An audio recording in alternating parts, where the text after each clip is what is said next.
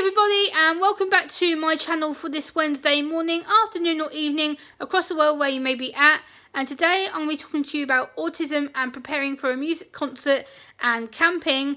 As many of you know, or some of you may not know, I'm going away camping this weekend to a music festival, so I thought I would talk to you about how to prepare autistic loved ones, your autistic friends, autistic work colleagues, autistic family members who may be going away camping or planning to take a camping holiday at some point, and how I prepare to get ready.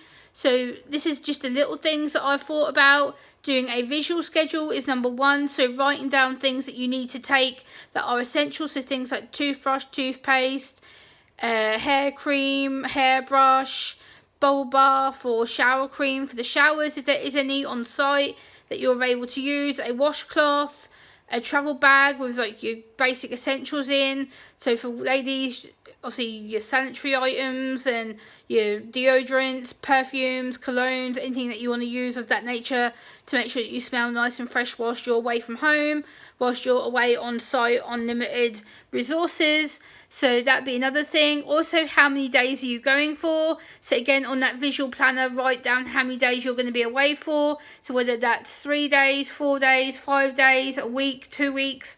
Make sure you write down how many days you're going to be away and plan what food and drink to take with you. Again, many autistic people may find this overwhelming because it's a change of their routine. It's a change of being out from their usual environment. So for me, I'll go and buy some food tomorrow before time because I know there might be some food on site I may not like. There may be different smells I may not like, so I have to adjust to the environment that doesn't really cater for me or suit me. But again, also what I will do is write down how many days I'm going to be away. So I'm going to be away Friday, Saturday, Sunday. So two full nights, 3 days. So I will let you know how I get on with adjusting to the environment. Again, like I said, I will download pictures of the forest and the campsite ahead of time. I will link them both down in my video description so you can see where I will be staying to lessen my anxiety and my sensory overload issues. Also, when you arrive at your destination, you will be given a map usually, or a plan of activities, what is happening. Again, I will keep all that and I will link it down below in the website description box for you so you can see the activities are available at my campsite I'll be staying at. Again, for all autistic people, I will take pictures of some of the activities and pre-record some of the forest site for you. So when you go away from home, you have to take into a lot of factors. So things like taking ear defenders, headphones, in-ear, earbuds, because obviously a lot of autistic people will get quite overwhelmed with being away from home. So again, you have to take into their noise sensitivities. Again, obviously take an airbed or air mattress or a camp bed, because again, it's a sensory issues with being near to the ground and bugs and things like that. So if you are sensitive to sleeping on the ground, or you don't like the feel of being put on the grass, then get yourself an airbed. I am buying myself an airbed tomorrow when I go into the local town or get it delivered. Then it will stop me being close to the ground near all the bugs and feeling like I'm being scratched or irritated. Again, take a blanket or a quilt with you as well to keep you nice and warm, because at night time it does get rather cold. The temperature does tend to drop quite quickly. So again, make sure you do have some hot weather and cold weather outfits. Suitable footwear is a must. If you're going to be camping in a forest or field like I'm going to be tomorrow, make sure that you have suitable footwear, so whether that's sandals, wellies, shoes that cover your toes, or flip-flops. Make sure you have suitable footwear that's not going to hurt you or give you blisters if you plan to do a lot of walking. I know that we'll be doing a lot of walking because we'll be walking to and from like the bar and to and from like the toilets and things like that. Again, make sure when you arrive at the campsite you find where your toilets, emergency exits, the toilets, the showers, anything that will help you stay clean and hydrated. Make sure you can find your way around the campsite and know where your emergency stops are, because again, that will lessen your autistic loved one's sensory issues. Again, take into account bright lights, noise, different smells of food, smells of people's perfume or cologne, because again, you are going to be around a lot of different people. So again, that can be a trigger for a lot of autistic people, being around people they don't know, hearing voices they don't know, being around people who may have different washing powder smells, or having different itchy clothing. Or make sure you also pack, obviously if you're staying in a tent, make sure you have your tent and your blankets, like I said, the pillows. take your own food and drink. Do some research beforehand if you can.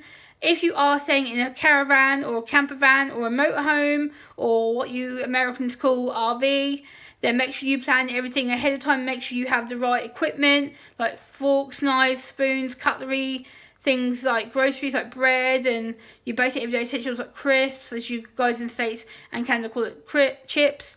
Make sure you have juice and soda or pop as we call it here in UK, fizzy.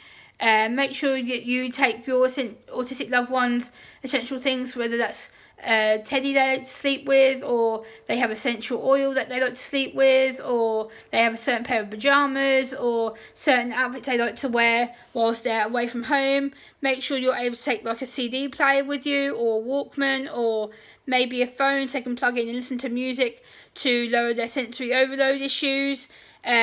Again, when it comes to clothing, make sure you pack some hot weather clothes, cold weather clothes. So I'll be packing some hoodies, t-shirts, skirts, leggings, jeans, anything to make sure that I stay warm and accountable. Also, make sure that you don't be too close to people, because obviously when you arrive on site, you will be directed to your pitch where you're staying. Make sure that there is space between you and the next person, because obviously we are still going through a pandemic kind of stuff. So make sure that your autistic loved one doesn't get put too close to someone else, because again, that is personal boundaries, spatial awareness. Again, so that is something you may need to take into account whilst looking after an autistic loved one who is going camping. If it is their first time camping or going away from home, make sure you explain why you're going away, how long you tend to be away for, and why you're going away, and what is important about camping, and why you think it's good for them to be out their routine. If you can stick to their routine, please do so, because the more you stick to their routine, the less likely they are to get stressed out or overwhelmed or shut down on you. Make sure all communication is kept on target. Make sure you explain to them every single thing you're doing. So like for me, my dad said, okay, Friday afternoon, Jen, we're going away. We're going to be driving like 2 and a bit hours. We're going to be in the camper van. It's going to be noisy. Make sure you bring like your headphones or earbuds or ear defenders. Like, okay. Like, make sure you have music on your phone, okay. Make sure you packed your bag, okay. I'm like, yep. So I know what I'm doing. Make sure you explain everything clearly so they don't get overwhelmed or panic about what they need to be bringing with them or how much stuff they're allowed to bring. Because again, it depends how long you're going to be away for. I'm only away for 2 nights, 3 days. So again, it depends on where you're going and how long for.